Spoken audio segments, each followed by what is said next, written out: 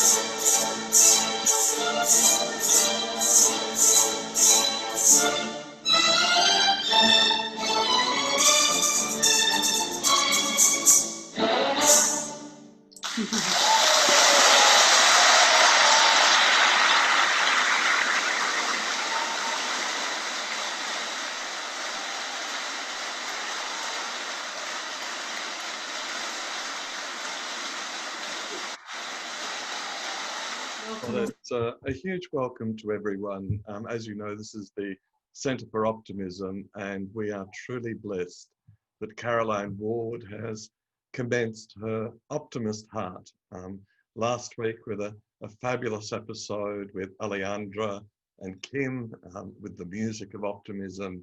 And today we welcome her special guests, Denni Francisco and Kim Pearce. Business women who are not only creative and entrepreneurial, but have a great sense of heart. And that's so much what Australia and the world needs as we pass through this pandemic and beyond. And then Alejandra has joined us again from Santiago to join the conversation, and that will enrich us. And Rina Corpus, poet, will be reading poetry to us today. So it's going to be a fabulous, fabulous day. So Caroline, may I thank you and hand over to you for the Optimist Heart. Thank you, Vic. Well, it's really a tremendous pleasure to be back again. And as Vic said, we've got a great panelist. I'm going to start before I introduce everyone, but just to invite you, Rina, if you would be good enough to read us your first poem, Unbound. I shared it with a group from the Centre for Optimism the other day, and they loved it. And Vic said, could she read it? I said, well, let us ask. So would you begin by reading your poem, Unbound? Good morning, everyone. So thank you for the opportunity to share this morning. So let me share the poem, Unbound. No crease is ever left. Once you recoup those delicate, most ancient of your yearnings, to separate them from your loose, hewn draperies of worry, trembling as they only weigh on that which was originally light, infinitesimal, unbound, the spirit that you are. Thank you. Thank you very much. So I'd just like to share that Rina is someone who is an absolute lover of all the arts. She's in Melbourne, originally from the Philippines, but in Melbourne studying her PhD in dance, specifically sort of meditative movement, and she's at the University of Melbourne. She's the author of 2 books on dance by the UP Press. And at the start of global lockdown, she's founded Dance of Stillness. And this is an online space where she teaches meditation, mindfulness, and meditative dance and movement to foster well-being. So I'm going to put that link up. So it's Dance of Stillness, but I'll put up the link in case you're interested. We're going to have another poem from Rina later. So thank you, Rina, very much. And welcome. Appreciate that. Okay, Ali, welcome back. You're going to be here as part of the family, so that's great, and reflect back to our 2 guests for today, who are Kim Pearce and Denni Francisco. And I've known Kim, I won't say how long because it will totally give away our ages, but many decades, since primary school. Kim and my younger sister are great friends. But I came to know about Kim's journey, I guess, a little more a few years ago when she took a kind of what appeared to be almost a right angle turn in her life and career. So she's someone doing incredibly beautiful work, but from not just beautiful work, it's coming from a place that she's in the discovery of as well. how she's being guided from within. So I won't tell more of that. Kim's going to share a bit of her story, and then we're going to end up in more conversation. But Denni, Francisco, interestingly, it's almost like they have these almost mirror businesses coming from mirror spaces that are very similar. Both of them working with artists from the sort of cultural heritage of each of them. So India for Kim and Indigenous Australia for Denni, and bringing back to our world sustainable fashion and beautiful artworks for us to wear and use, but coming from this same place of the call of the inner world driving what we do in the outer world. So Denni's also going to share a little bit for us about that. So Kim, I'm going to hand over to you and welcome you, and you tell us about your journey a little, and the Possibility Project, which is a terrific name. And just share, this is very cozy, and as you know, it's a space where we're just here authentically being ourselves, sharing. So whatever you'd like to share with us, we'd love to hear. Thank you, Carol. Thank you very much. Is this good? It's very good. Okay.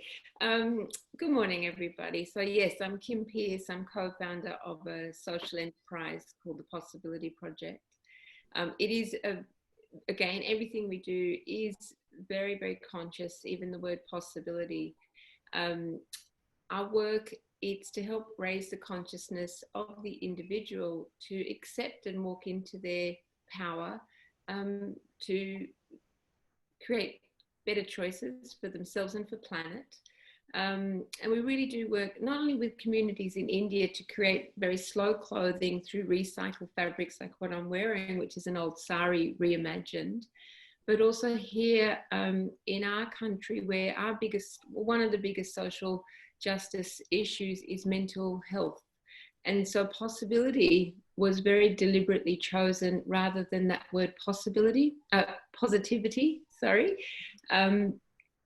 principally because although this is a forum to help promote optimism, I myself didn't come from a really optimistic place. So I wasn't a particularly positive person, but I've always been someone who's willing to see the possibilities within the all. So that's hence the Possibility Project. And very, very briefly, I was just reflecting on how this got started. It was a few years ago when I saw a woman walk on stage, as my child was 2 years old. It was a ballet concert. And she just started to talk very gently about a group in India that she had visited and was helping. And I just knew my heart, in that mayhem, my heart was touched. And I knew there was something in that space for me, but the time wasn't right because I had 4 children in 4 years, and they ranged between, the age of 2 and 6. But when my youngest was about 5 and went to school, I went, okay, there's something in this. And at the school my children were at, a day was coming up, and again, it was a United Nations Day. People were grumbling a little bit about the day. There was 50 nationalities gathering, and they were grumbling along, not wanting to really participate. So I thought, again, let's do something driven by the heart. And I got together a little cookbook, Food Unites Nations. So I asked everybody for grandma's recipe, very, very basic cookbook. We managed to sell 400 of these cookbooks. We got $4,000. And then I remembered that organization in India that this woman was speaking about. It was all flowing. Nothing had been defined in a business plan. And I sent this $4,000 to this organization in India, and they wrote back at that point and said, thank you very much. We could feed 20,000 children because it was only 20 cents a meal. And so not only had our community gathered in this spirit of food, and they got very excited about sharing grandma's recipe, we were able to assist another community feed the children there. And that just sparked, again, this journey, as you said, Carol, a right-hand turn. I was an economist, an economics teacher. I was enmeshed in scarcity thinking. But what was unfolding was the power of the creative spirit to within community to enable change for a better outcome. And so I went over to Jaipur, just open further, the spirit opened further by their response to adversity, which was to bring heart into the rational space. And, you know, over the few years, came back to Sydney. I was living in Singapore at that time, met a friend, and together we went up to India. She's a fashion designer. I was the economics teacher, quite passionate about education and bringing heart into that space.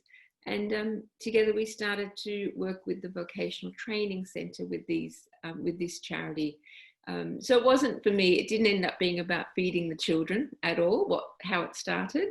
It evolved with my passion as well as my friend's passion from our heart space, and has evolved into a social enterprise in Sydney, where we now have a shop where we're able to facilitate a lot more of the project. So that sort of weaves, I've condensed about 10 years into 10 minutes, but at the core was faith, really. Faith that, as difficult as it felt at times to be changing and you know, creating, as that word pivots at many points, which is what we're being challenged to do now, faith came with an energy that assisted a knowingness that what else would I like to be doing as well, that, you know, and this is it. So anything else you'd like to know at this point? I don't want to, there's many of us to share. Wow. I mean, I'm going to pick up on some things that you said, but I think Denni will segue into that really, Okay. really beautifully, share a bit of her story, and then we'll come back in conversation. Yeah. Thanks, Kim. Amazing story. Well, firstly, as a Wiradjuri woman from the First Nations people of Australia, I'd like to acknowledge the Wurundjeri people whose land I'm sitting on today, and acknowledge their elders, past, present, and all the ones to follow who really hold the hopes and dreams of us as our First Nations.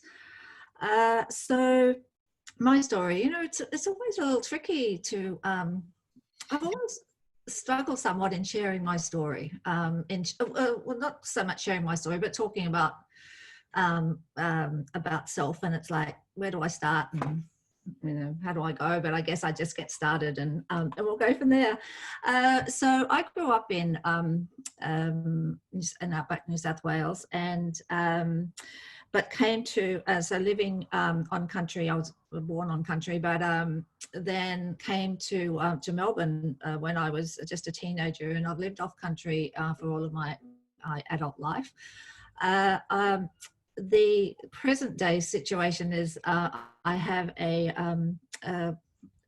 clothing company called Ngali, and Ngali is really around working with our remote Indigenous artists and translating artwork in a respectful way into fabrications that we then turn into garments. And how did that start? I had a fashion background many years ago called Billy Cart Clothing, and that was really around, at the time I thought that I'd started a clothing company, but really what I'd started was this incredible movement that helped women get back into work, women who'd had children, and as a way to be able to build some financial independence, but also to work around their families and so on. So I realized almost accidentally I'd started this this opportunity, which at its height we worked with about 900 women around Australia, you know, doing that, and it was just the most wonderful experience. Sadly, we lost that business. It grew very quickly. It was, you know, we started it with our savings. It became a multi-million-dollar business really quickly. so it was always the juggle of that. And so when we lost that business, I started working in the corporate area. Again, how do we take care of people who are taking care of business? You know, just realizing that there were so many people in what we would call the corporate space that were really struggling in many ways. So from a concept, I guess you'd call, of resilience, how do we work? How do we work with those people in a meaningful way to them to I guess balance their energies across a number of different sources. And then, you know, just about 3 years ago, I just felt that I need, you know, Kim mentioned before that concept of pivot, and we hear it, you know, so often at the moment, of course. But I just really, I was missing country. I was really missing, you know, connection to culture, and I was also missing the creative process. So I was in Darwin Aboriginal. I was at the Darwin Aboriginal Art Fair in 2018. I already had this concept in my mind about how if I was going to start something, why was I going to start something? You know, I think the concept of why is always such a powerful thing to be thinking of, because it helps us to get over any of the hurdles and so on that we meet along the way. So I had what I felt to be a pretty powerful why for how, if I was going to start this this concept, then, you know, what did it mean, and what could be the benefits, and to who. And so when I went to the Darwin Aboriginal Art Fair, I had this concept of working with remote artists, and to cut a reasonably long story short, I met an artist, Lindsay Malay, and we just got on incredibly well. He absolutely understood my vision. I absolutely connected at a heart level with the creative work that he was producing. And he's an artist from the Kimberley in a remote area of Australia. And so we just said, let's do this. It was quite amazing, really. And so that's really what started that process. So the concept that I have is really around how do we support our remote artists who live in places that maybe you'll never go, or maybe, you know, you'll never see. And I realized that this amazing artwork that gets created by our people in those areas, only the people who can really travel there, you know, get to see it, unless they are able to attend exhibitions that are then taken out of those remote areas into to more urban spaces. And that's a lot of work for the art centres and so on to be able to do that. And so the idea of being able to take these beautiful artworks off the wall and translate them into clothing and have them walk the streets anywhere in the world was something that was really inspiring. And of course, with everything that we do comes with story, and it allows us to share the stories of the artists, of the community, you know, of our culture, celebrate our 80,000 years of history, and hopefully through that have more people learn about who we are and celebrate who we are. So that's the background. Wow. Wow. That's also an extraordinary, I mean, it's interesting because one of the things that Tyson Yunkaporta has provoked us Indigenous, incredible mind and heart writer and activist, really, an educator, has provoked us here at the Centre for Optimism to look at Optimism 2.0, beyond words. What is optimism beyond words? And I think as I listen to both you and Kim, we can hear the words, but for me, I can feel in the way that you share, it's like we go with you into spaces that we're only just touching but you can feel something is happening there.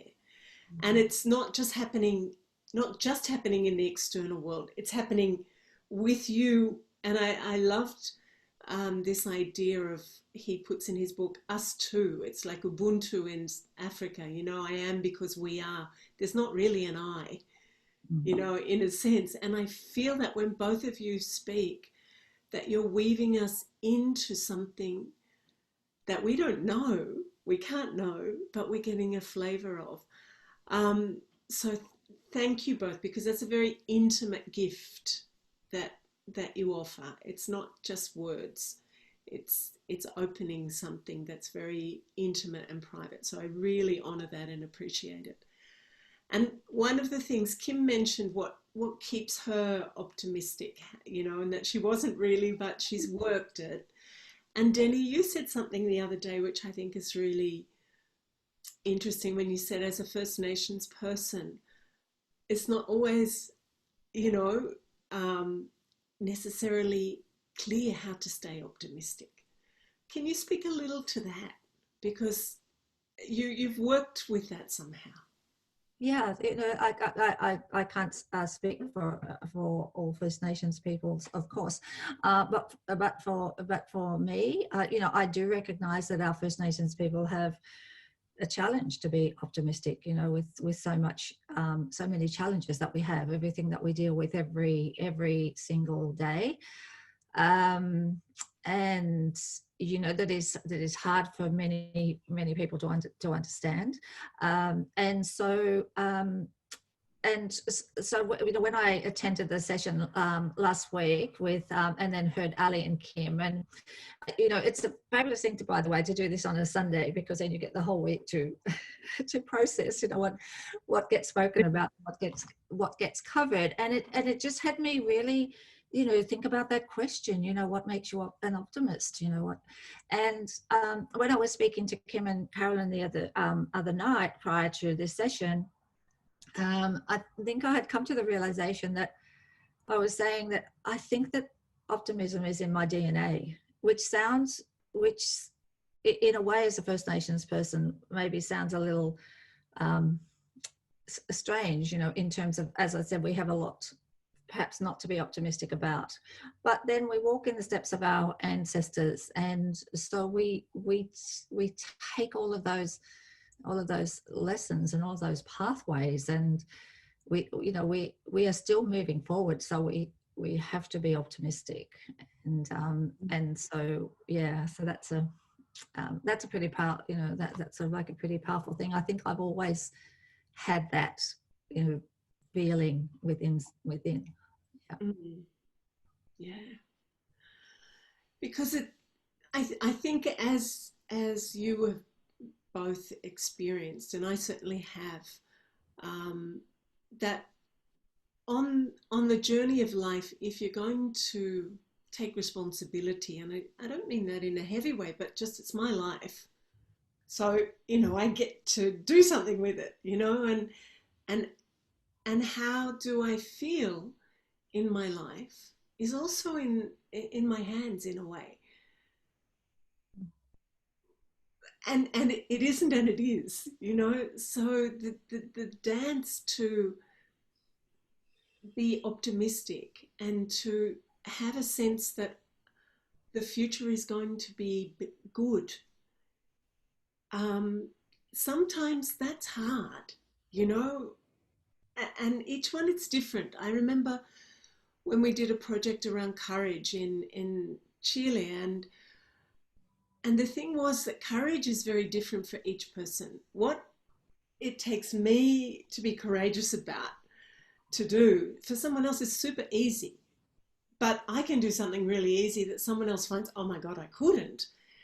And there are times when it's really hard to overcome some feelings and get back out there, or keep moving without necessarily using something to buoy me up. So how do you do that? How do you, and maybe I'd like to ask everybody to, you know, sort of put in the chat at times too, how do you look after your energy, your heart feeling, to keep coming up and creating your life. You know, what are the things that are important for you to do? And, you know, Ali, at some point you want to jump in with this too. What do you do, Kim, Denni? Well, Carol, I talk about two practices, prayer and meditation. And for me, prayer is asking and speaking to the universe, and meditation is coming to a stillness to hear the answer.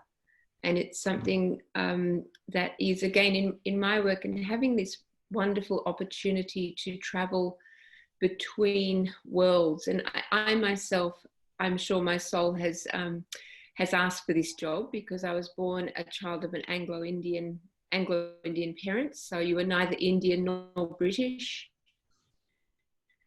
We moved to Australia rather than Anglo-Indian or Australian. I grew up in the western suburbs and went to a prestigious uni, and I neither felt I belonged there or in my suburb at times. Then when I was an expat in Singapore, it was all this movement between worlds. So I was always driven to look at, rather than our differences, what do we have in common with one another? And that's also part of my way of thinking. I like to look at something and bring it to, well, how can this relate to everybody? And when you mention the word responsibility, for example, I now view that as rather the responsibility. It's more our ability to respond. And what do we have in common with one another across all nations, all cultures, all backgrounds? We all have an ability to respond with compassion, and that's to embrace our fear. We all have the ability to respond with a sense of worthiness, with a sense of our own mastery, and with a sense of purpose. And that I've learned that from street youths in India. I've learned that from North Shore mums here in Wurrunga. I've learned that from very rich people, very poor people. We all have this ability to respond with love, you know. And so prayer and meditation are my practices. It always brings me back to a very similar theme, and that is unconditional love dissolves, unconditional love nurtures courage, all of these things. I have a choice, and those things help to really nurture optimism and this sense of hope, and you know, owning my power. Yeah. I almost don't, I don't want to say anything, because it's like, it's heavy with beauty, you know, and depth, what you just shared. And, you know, we could sit with just that and explore that. I want to, before I ask Denni to respond, Kim, when you talk about unconditional love, because, you know, those words are not unusual words, right? Mm. We hear them, but yeah, sometimes it's really, you go, how do I do unconditional love here, in this moment? Yes. So that's what you're talking about. The prayer meditation brings you back to something that is actually there, or you have to generate it, you have to pump it up. What happens? Most often I have to forgive. Most often I have to let go of something. I don't, although I'm not religious, I come back to a Christ consciousness of forgiveness, and that is letting go of identity, or letting go of attachments. In very, very difficult personal situations, I've chosen to forgive, and it's increasingly easier, because it's like compound. It's a compound power where you're bringing this unknown energy, but when you make it known and then you experience the benefits and the lightness from choices like forgiveness, it just makes it easier each time. And so that's the benefit of being older as well. You know, I've got 4 teenagers, and they're wonderful, but I want them to fail. You know, they've got to fail. They really do. But forgiveness as an energy helps them to make choices that will lead to failure and then to rise. Mm.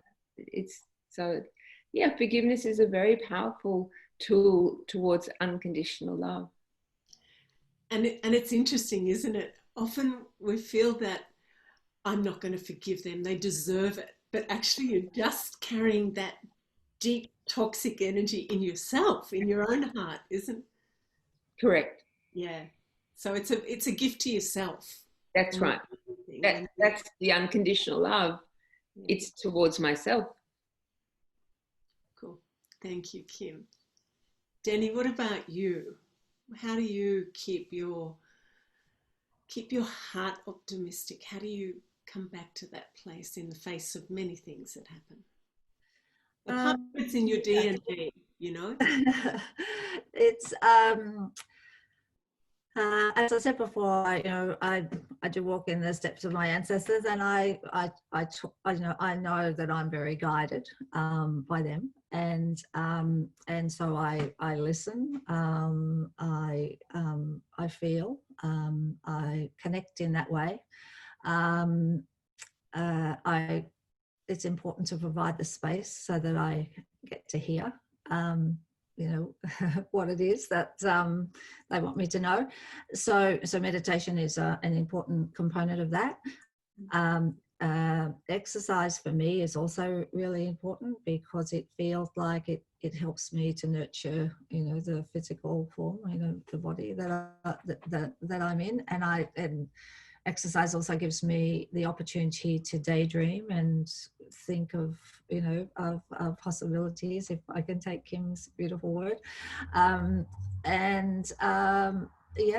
I think that's what it is. I find that it's the space, it's the, we just have to have enough space around us to for all of those visions and feelings of possibility and optimistic thoughts, and someone to come, to come in. I think that's why it's so incredibly powerful to be on country, because you can't be on, when you're on country, you have space. So I think that's I think that's where it comes from. Yeah. Thank you. And this, it's interesting, this whole, for me, this idea of space, because one of the things about the meditations that I often do around heart is about the spaciousness, creating spaciousness in your heart, which requires letting go, forgiveness, so that you can, it's almost, you can breathe the universe, you can be in rhythm with, all that is happening and connected to. But space, like make your time, allow time and space. And in a sense, as challenging as all of this is that's going on this year, we have been gifted space. And are we able to use it is another question, because of, I noticed for me this year, things weren't flowing in a certain way, and I just gave up in trying to push anything. I said, no, I can't do that anymore. It's got to come from inspiration. And even if it's good work, it's still got to come from inspiration. And at one point, I realized I was quite anxious that I wasn't delivering anything. I wasn't, and it was impacting on my sense of self. I'm not delivering anything worthwhile. I went, wow, I have to just give space to this. I don't have to deliver to be worthwhile, to be, just by being alive, I'm worthwhile. And now what?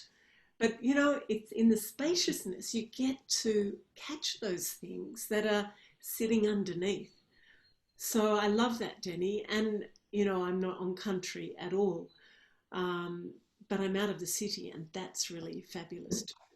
I'm enjoying it. Yes, and I think it's important. You don't have to be on country, obviously, to find the space, which is what we all know.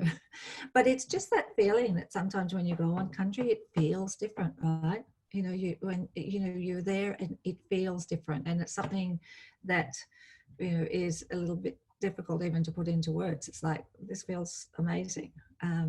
So yeah, but space is everywhere when we decide to sit in it and connect to it. Yeah. And do you think it's easier, Denni, given your kind of ancestral lineage, do you think it's easier for someone like you rather than someone like me to connect on country, to feel that? Or do you think it's possible for me, someone like me? Yeah, country for us is everything. It is everything. So I don't know. I can't speak from somebody who's not Indigenous, but for us it's everything. So yeah. Yeah, and I listen to your words, and of course I don't understand even what that means, but I feel that it's just essential. It's quintessential, and I want to know more. I want to know more. Maybe I'll come and ask you to take me and let me sort of osmotically experience it one day. Thank you. I'm going to ask you, Ali, how do you keep your heart feeling optimistic and hopeful? And I want to add to this, because Ali works in a very machista, very misogynist country, and in a very male-dominated industry. Only 5% of conductors in the world are women, and she, up until recently, and she still is the only professional female conductor. And so, Ali has to fight these things all along the way, these kind of blockages. So how do you keep your heart feeling hopeful and optimistic when there are things that come in the way?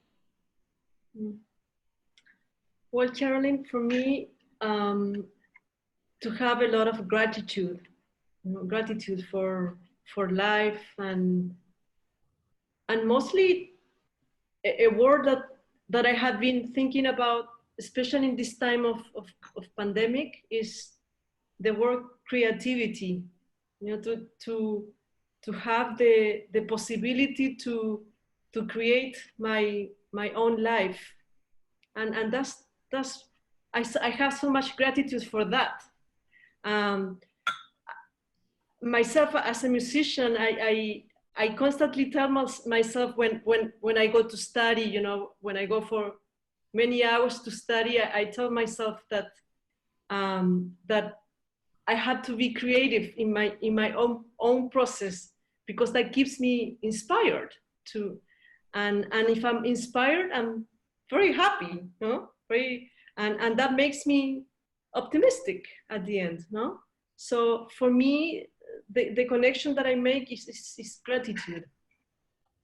And actually I would love to share a phrase that I heard a few weeks ago about of Jonathan Larson, who is a composer and a playwright, and he said that the opposite of war is not peace, but creation. So it's so beautiful, because when you are creating something, your energy is absolutely in the present, yeah, and so that's something that I have been playing with this time of pandemic, and I love it, and I have gratitude that I have the opportunity and the possibility to live this way. Thank you, Ali. Thank you very much. Thank you. We're going to.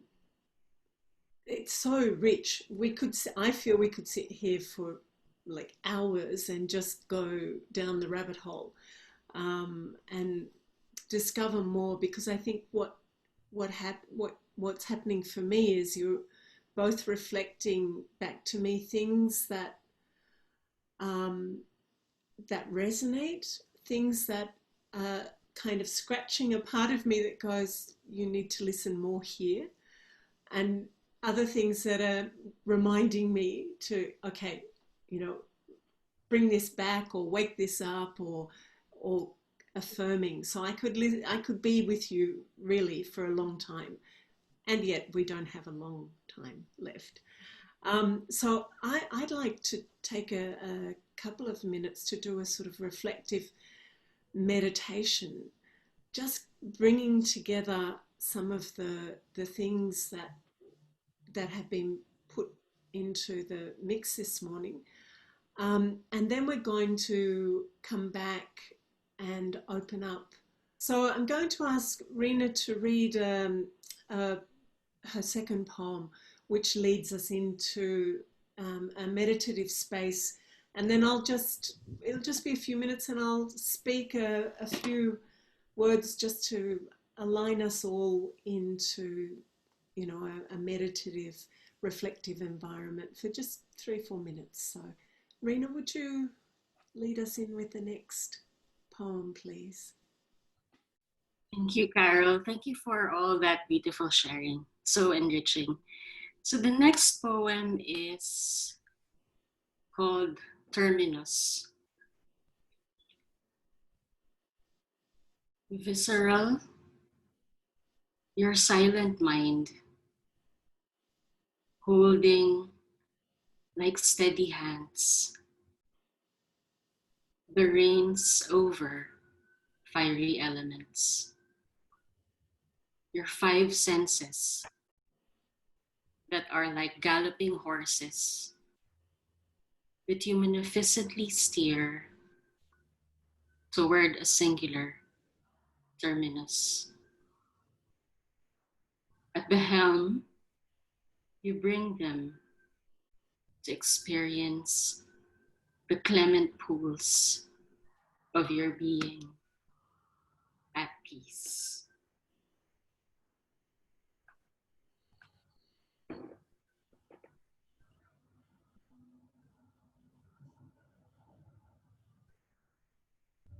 So just ask you to turn your audio off if you would, Rina. Thank you.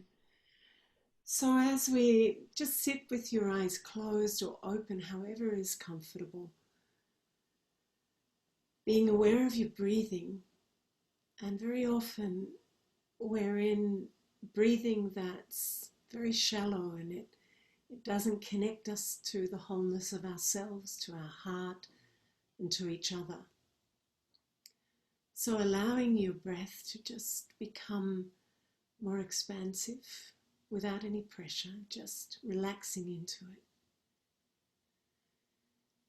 And as you breathe out, just letting go. Letting go of anything that you're carrying around with you in your mind and your heart. If you can, imagine that you could just let it go with breath. And letting go.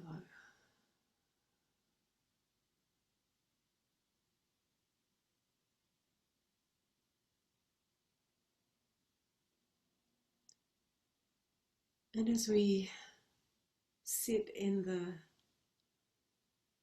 reflection of what Kim and Denni particularly have both offered us this morning,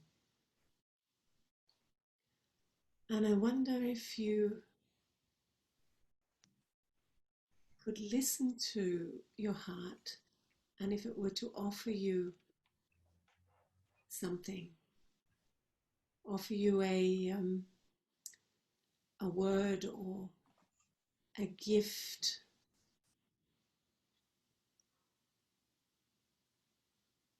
that you can take with you and kind of place in the jewel box of your heart, polish it up for the coming week, what would it be? What is it that you will look after this week that was a message for you?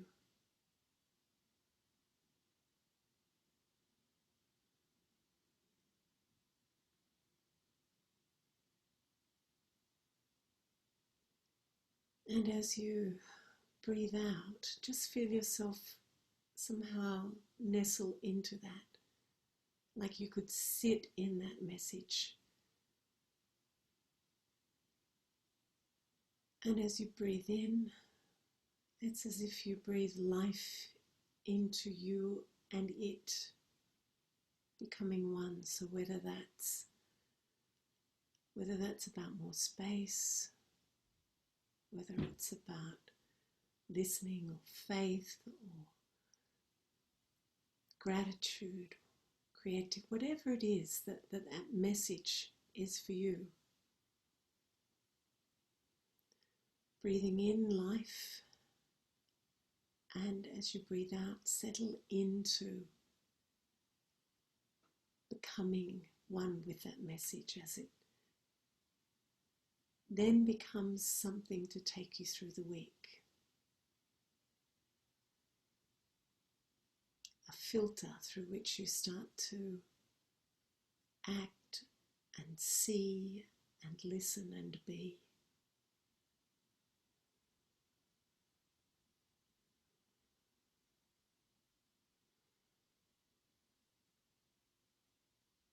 And with a really deep sense of gratitude for the gift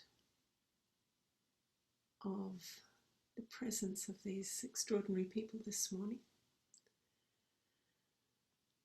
bringing awareness just back into our group, our webinar here today.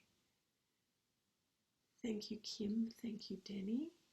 Thank you, Ali, Rina, and welcome, Noreen and Enrique. So over to you, Victor. You're going to do the dance of this part. Noreen has a question for the panel on hope. Hi, everyone. Really enjoyed this morning. Particularly in these times. For me, my definition of optimism changes pretty much daily at the moment, but hope plays a big part in it.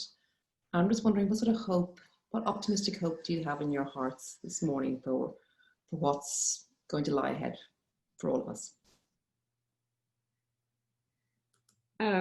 That's a beautiful question. I think for myself, thank you, Carol, as well for that. Actually, if I take what I got from your beautiful offering, Carol, was for me to continue to listen. And I think that's what makes me hopeful, to listen in that state of presence and to help remove doubt. You know, for me, the journey towards hope is a constant sense of taking myself to presence and removing doubt. Self-doubt or doubt of my fellow citizens, or doubt of that can pervade at times if you get into mass unconsciousness or mass media. So for me, it's more a process of listening and helping remove doubt. Love that. Love that. Well, I want to know how you remove doubt. How? Well, I think even if I draw on myself as an economist, it's very easy to start to think that the world it's never been so poor, or it's never been so violent, or it's never been so unequal. There's definite inequality in income, but on so many levels, things aren't getting. They say things aren't getting worse; they becoming revealed, and that gives me hope. Mm. You know, there's so much that has come up that feels overwhelming, but in terms of the planetary health, climate justice, thank you, God, that we have stopped flying. You know, and I know that's very difficult for many of us, but ultimately, if I'm part of the wholeness that Denni reminds us of, it's everything. It's not me as an individual, but it's me in relationship with my planet, with Mother Earth, gives me great hope that we have stopped. So Cheryl Martin has a very good question on clothing and art, and it's related to a question from Mary Raftery, who wants to know where the dress shop is. So Cheryl, what's your question? Oh, thank you. Yes, so I'm from Central Victoria, and I've just come across the Centre for Optimism by chance, Carolyn, through the presentation you did at the BK Centre, and I'm loving it the last 2 Sunday mornings. It's been such a delight. So I was just interested to know from the 2 presenters whether the project and the business has created optimism for the Indigenous people that produce the works. Denni, do you want to? Yeah, sure. So for the from Nagali's point of view, the optimism for the artist is the opportunity that they are able then to expand the reach, expand the story, expand knowledge of culture and what is really important. And the actual manufacturing of the clothing, even though it happens in Australia, is not done by Indigenous people. We don't yet have that skill. That's something that, you know, I'm really committed to looking at how we build, you know, that capacity within our community. But the other is that because of what we do, we also financially, through our business, we financially support, and through B1G1, because I think Gami was on last week's call, I think, we also contribute financially to our kids in remote areas for their literacy and IT skills.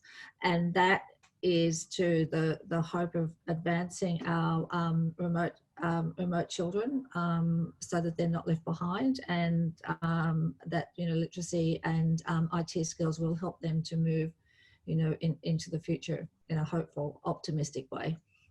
Oh, beautiful. Now, Topo, Topo comes from close by you. He was an Argentinian national rugby player who transferred to Australia to play with a better team. Topo, Hola, Alejandra. Make a point. Hola, Alejandra. Un gusto. ¿De dónde eres? ¿De qué ciudad? De Concepción del Sur. Bien, bueno, un gusto. I'd like to add on hope, and Victor has asked to be brief. I will throw a few questions like a potpourri, not necessarily in any order, but eventually I feel that they need to be considered.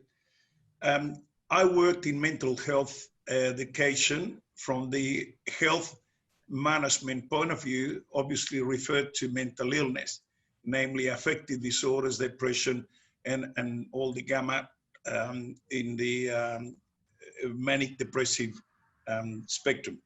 Now, I know that suicide comes in reality or in present when is the absence of hope. So if we are from very early age in primary school working on hope and all the things that make hope, now when you're told that you are hopeless, it's because you are unable to do something or unable to do something that well. So I tie that up with the attitude and the ability they can do. So if we start showing people or teaching them how to run or how to sing or how to play or whatever the activity is, we are helping the can do is not only mentally but emotionally we reach a place where we feel maybe criticized, but at least I know what I'm doing, and the self-assurance that comes from the place then is, yes, you're good, yes, Johnny, you're perfect, and all those things that come into play. But really, we need to reassure the person through activities and make them work. I learned this from running a fitness center in Cordoba, Argentina. And I saw the attitude of the people walking in with a head bow, absolutely defeated. And within 3 weeks of coming 3 times a week, they started to lift the head, talk to the people, be affable, and all the rest. I've seen the transformation on people who were absolutely hopeless. Sure. And I think, Denni, you mentioned exactly that, the whole thing of exercise really important for you. And I know it makes a difference for me too. So thanks, Topper. That was great contribution. I don't think I have any more maravillas, marvelous things to say this morning, because I just feel incredibly full in my heart and deeply appreciative and grateful for the space holding that everybody's done here, the contributions, the deeply intimate and open-hearted sharings of Kim and Denni and Ali, Victor's effervescent, that's my word for Victor, effervescent, you know, generosity to create and these spaces, and the energy to keep us all feeling like very buoyed.